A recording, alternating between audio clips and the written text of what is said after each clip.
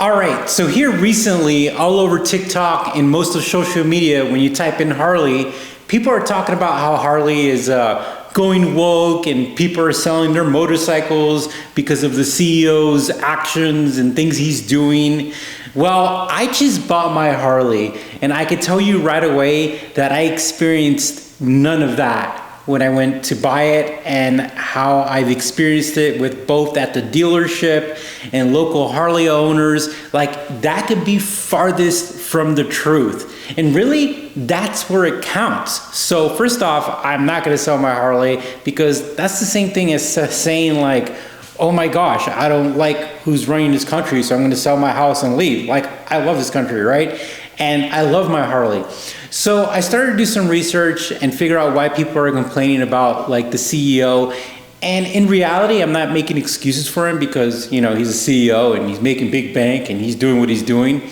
But most of these companies are just following suit on everything. Like, everyone's having this DEI, everybody's having all this inclusion stuff. It doesn't matter what company you could think of, like Lockheed Martin, the NBA, John Deere, everyone's having it. The only thing is that somebody's blowing it out of proportion. Now, when I went to the Harley dealership, I didn't see anything about that. There's no literature, there's no posters, there's nothing there. Like, the people working there are the same people that will have no problem kicking your butt if you talk smack to them. I mean, these guys look like your typical Harley guys that work there. They look awesome. They just look like your Harley guys. The Harley environment is still the Harley environment. There was nothing that said that there's anything weird going on. And really, if you think about the products and the services, I mean, the bike behind me it looks it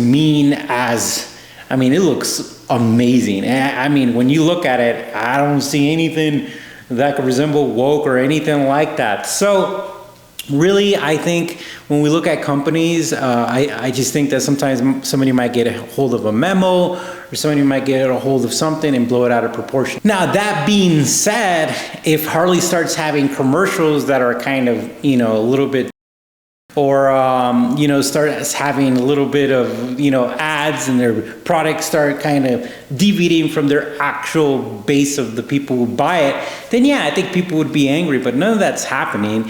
And at the end of the day, I think it's just one of those, it was kind of like, what was it, Bud Light? Like, that was, that makes sense to me, because that was like the advertisement, the representation of the product.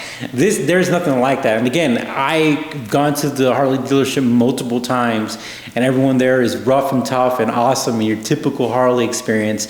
And really, at the end of the day, like, I see none of that. And when I see people like on TikTok saying like, oh, I'm gonna sell my bike because of this and this and that, I think that's kind of a little too crazy, because really what happens at a corporate headquarters is really most of the time has nothing to do with the actual dealers, when they're sometimes independently owned, and a lot of people know what Harleys are about. So really, for you guys out there watching, if you heard of that, if you didn't hear about it, it really doesn't matter at the end of the day, in my opinion, when it comes to Harley.